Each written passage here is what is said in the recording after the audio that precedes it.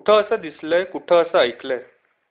मधल्या सुट्टीत आमची बालवीर पथकाची पुढारी लुस्या माझ्यापाशी धावत आली आणि मला म्हणाली, "डेनिस, तू गाण्याच्या कार्यक्रमात भाग घेऊ शकशील? 2 मुलांच्या विनोदी गाण्याचा एक कार्यक्रम बसवायचा आम्ही ठरवलंय. तुझी इच्छा आहे?" मी म्हणालो, "माझी खूप इच्छा आहे, पण हे विनोदी गाणं कसलं?" लुस्या म्हणाली, "आपल्याकडं खूप उणिवा आहेत. उदाहरण द्यायचं तर अभ्यासात कच्च्या असलेल्या किंवा आळशी मुलांना सुधारलं पाहिजे.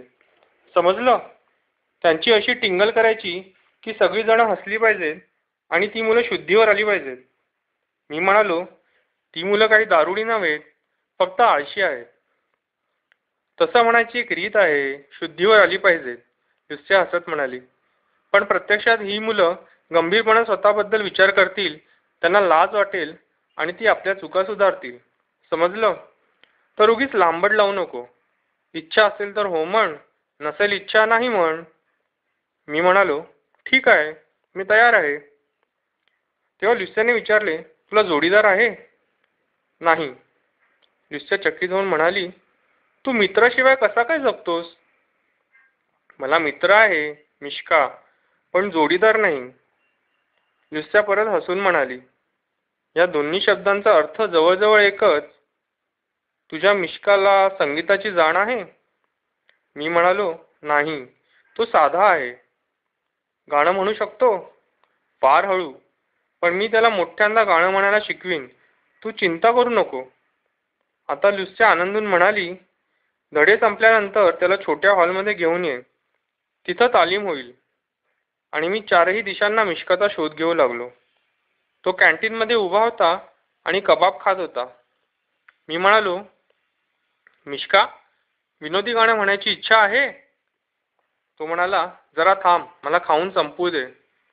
मी उभा राहून तो कसे खातो ते पाहू लागलो. तो स्वतः अगदी छोटा होता आणि कबाब त्याच्या मानेपेक्षा जाड होता. त्याने हा कबाब हातात धरला होता व सुरीने न कापता तसाच अख्खा तोंडात घालत होता. जेव्हा तो कबाबाचा चावा घेत होता, तेव्हा कबाबाचे आवरण तडकायचे आणि यातून गरम खमंग वासाचा रस बाहेर पागळायचा.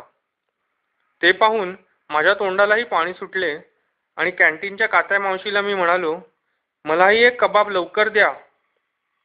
आणि कात्या मावशीने ताबडतोब मला बशीत एक कबाब दिला. मिश्काने माझ्या आधी कबाब खाऊन संपू नये म्हणून मी माझा कबाब खाण्याची घाई केली, कारण मला एकट्याला तो कबाब तेवढा चवदार वाटला नसता.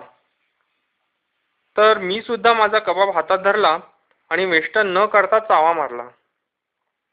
माझ्या कबाबमधूनही गरम खमंग रस ओघळू लागला.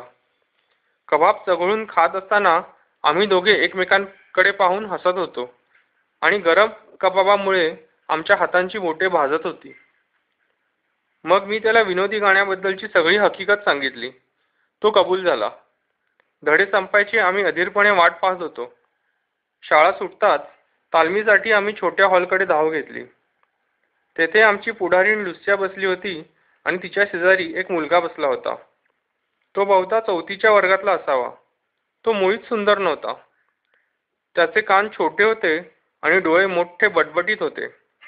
लुस्या म्हणाली, "हे पाहते, ओळख करून घ्या. हा आपला शाळेचा कवी आंद्रे शेस्ताकोव."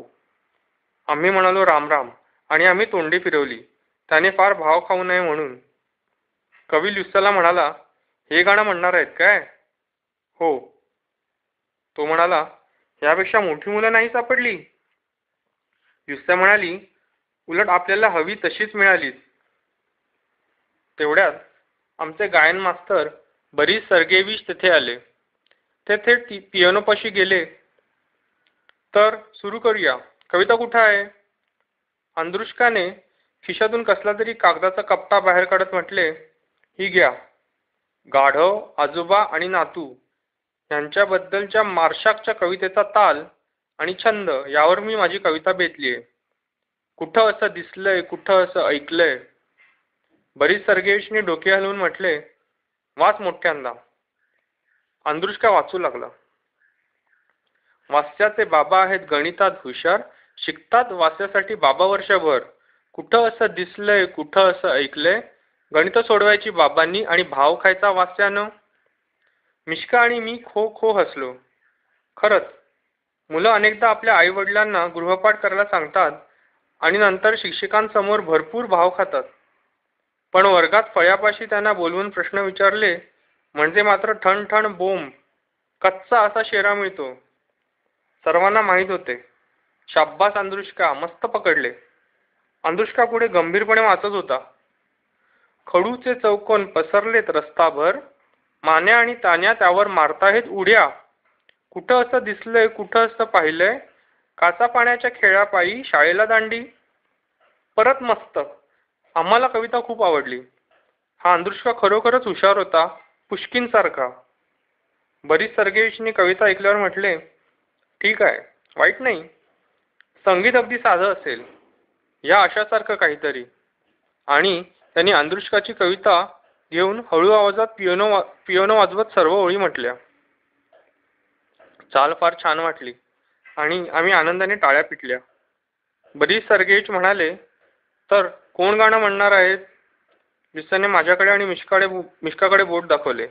हे बघा. असं बरीच सर्गेविच म्हणाले. मिश्काला तालाचा चांगला कान आहे, पण देनीस मात्र सुरात गात नाही. मी म्हणालो, पण मी मोठ्यांदा गाऊ शकतो. संगीताच्या साथीवर आम्ही या ओळी परत परत म्हणू लागलो. निदान 50 किंवा 1000 वेळा आम्ही त्या ओळी परत परत म्हटल्या. मी खूप मोठ्यांदा ओरडत होतो व सगळेजण मला शांत करायचा प्रयत्न करत होते आणि ताकीद देत होते. तू घाबरू नको, हळू म्हण, शांतपणे, एवढ्या मोठ्यांदा ओरडू नको. अंदुष्का विशेष चिडला होता. त्याने मला पुरते अस्वस्थ केले. पण मी मोठ्यांदाच गात होतो. हळू आवाजात गाण्याची माझी इच्छा होत नव्हती, कारण मोठ्यांदा गातात तेव्हाच ते अस्सल गाणे. एक दिवस मी शाळेत आलो तेव्हा वार्ता फलकावर जाहीर सूचना मला दिसली. जाहीर सूचना.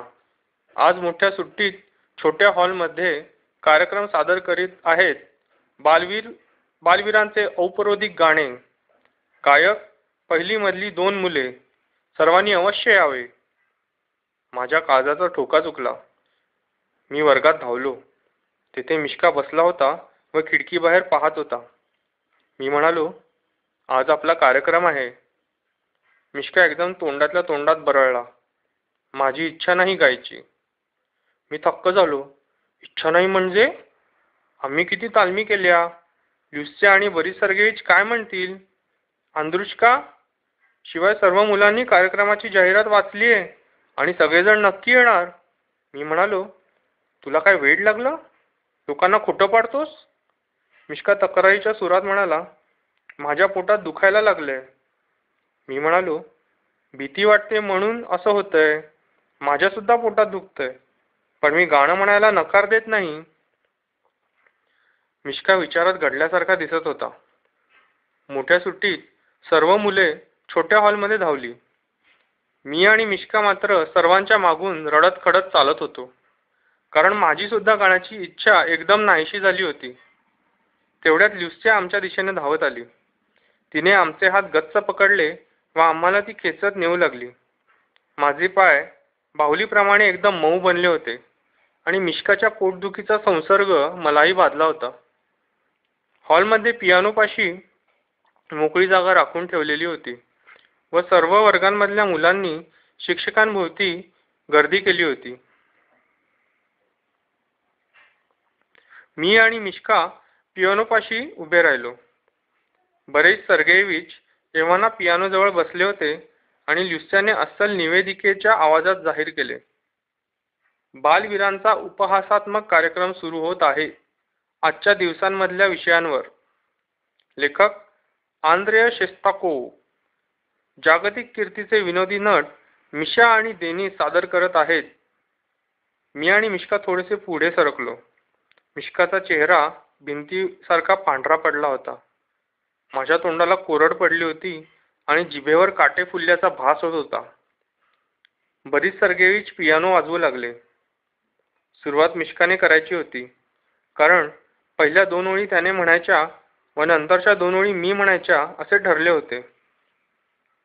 तर बरीच सर्गेविच पियानो वाजवू लागले आणि मिश्काने डावा हात वर उचलला. ल्युस्याने त्याला शिकवले होते त्याप्रमाणे. आणि आता तो गाणे म्हणायला सुरुवात करणार होता. तेवढ्यात त्याला उशीर झाला आणि तो ताळ्यावर येईपर्यंत माझी वेळ येऊन ठेपली होती संगीताप्रमाणे.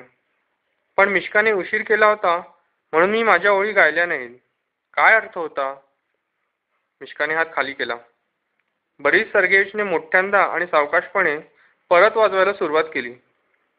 तीनदा त्याने ठरल्याप्रमाणे पट्टीवर बोट आपटले आणि चौथ्यांदा मिश्काने परत हात वर उचलला व अखेरीस तो गाऊ लागला. वास्याचे बाबा आहेत गणितात हुशार, शिकतात वास्यासाठी बाबा वर्षभर. मी पटकन सूर पकडून जोरात ओरडलो. कुठं असं दिसलंय, कुठं असं ऐकलंय, गणित सोडवायची बाबांनी आणि भाव खायचा वास्यानं. हॉलमध्ये बसलेले सगळे खो खो हसू लागले आणि त्यामुळे माझ्या छातीवरचे दडपण हलके झाले. बरीच सर्गेविच पुढे वाजवू लागले. त्यांनी परत तीनदा पट्टीवर बोट आपटले. चौथ्यांदा मिश्काने अचूकपणे डावा हात वर उचलला व अचानक पहिल्याच ओळी तो परत गाऊ लागला. वास्याचे बाबा आहेत गणितात हुशार, शिकतात वास्यासाठी बाबा वर्षभर. तो चुकला होता हे माझ्या पटकन ध्यानात आले. पण आता तसे घडले होते म्हणून मी ते कडवे शेवटपर्यंत गाण्याचे ठरवले. पुढचे पुढे तर मी गाऊ लागलो. कुठं असं दिसलंय, कुठं असं ऐकलंय, गणित सोडवायची बाबांनी आणि भाव खायचा वास्यानं. देवाची कृपा, हॉलमध्ये शांतता टिकली. सर्वांच्या ध्यानात आले की मिश्का चुकला होता आणि त्यांनी विचार केला होता, त्यात काय विशेष, अशी चूक होते कधी कधी, गाऊ दे त्याला पुढे. पण दरम्यान संगीत पुढे पुढे धावत होते. मिश्काचा चेहरा काहीसा हिरवा दिसू लागला होता. त्याने सुरुवात करण्याच्या जागी संगीत पोहोचले तेव्हा त्याने परत डावा हात वर केला आणि ग्रामोफोनची सुई अडकलेल्या तबकडीप्रमाणे तिसऱ्यांदा तो गाऊ लागला. वास्याचे बाबा आहेत गणितात हुशार, शिकतात वास्यासाठी बाबा वर्षभर. त्याच्या टाळक्यावर एखादी जड वस्तू मारण्याची मला जबरदस्त इच्छा झाली होती आणि म्हणून मी संतापानं किंचाळलो. कुठं असं दिसलंय, कुठं असं ऐकलंय, गणित सोडवायची बाबांनी आणि भाव खायचा वास्यानं. मिश्का, तू अगदी कामातून गेलास. तिसऱ्यांदा त्याच ओळी उगाळतोस. पोरींबद्दलच्या ओळी म्हण. मिश्का उर्मटपणे उत्तरला. तू मला शिकवायची गरज नाही. आणि अर्धवी सुरात बरीच सर्गेविचना म्हणाला, बरीच सर्गेविच, मी तयार आहे, पुढे वाजवा. बरीच सर्गेविच वाजू लागले. मिश्का अचानक धीट दिसू लागला. त्याने परत डावा हात वर उचलला आणि चौथ्यांदा त्याच ओळी तो म्हणू लागला. वास्याचे बाबा आहेत गणितात हुशार, शिकतात वास्यासाठी बाबा वर्षभर. संबंध हॉलमध्ये हसण्याचा एकच कल्लोळ उठला. त्या गर्दीत मला अंदुष्काचा केविलवाणा चेहरा दिसला. नुसत्या लाल बुंद बनली होती आणि विस्कटलेल्या अवतारात गर्दीतून वाट काढत आमच्या दिशेने येत होती. आणि स्वतःवरच चकित झाल्याप्रमाणे मिश्का तोंडाचा आ वासून उभा होता. दरम्यान मी माझे अर्धे कडवे खच्चून बोंबलत होतो. कुठं असं दिसलंय, कुठं असं ऐकलंय, गणित सोडवायची बाबांनी आणि भाव खायचा वास्यानं. आता काहीतरी भयंकर घडत होते. हसण्याची लागण संबंध हॉलभर पसरली होती. मिश्काचा रंग आता हिरव्याऐवजी जांभळा बनला होता. आमच्या लुस्याने त्याचा हात पकडून त्याला स्वतःकडे खेचले. ती ओरडली, डेनिस, तू एकटाच गाणं म्हण, आपली लाज घालवू नको, गा पुढं. मी पियानोपाशी उभा राहिलो आणि आमची अब्रू राखण्याचा निर्णय घेतला. मला आता कसलीही भीती वाटत नव्हती. ठेका येताच का कोणास ठाऊक मी डावा हात वर उचलला आणि अगदी अनपेक्षितपणे गाऊ लागलो. वास्याचे बाबा आहेत गणितात हुशार, शिकतात वास्यासाठी बाबा वर्षभर. पुढे काय घडले ते मला नीटसे आठवत नाही. भूकंपासारखे काहीतरी झाले होते. मला वाटले कोणत्याही क्षणी मी जमिनीखाली गडप होणार. पण भोवती सर्वांची हसून हसून मुरकुंडी वळली होती.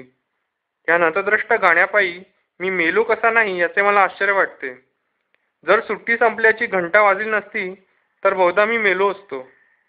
यापुढे कधीही विनोदी गाणी म्हणणार नाही.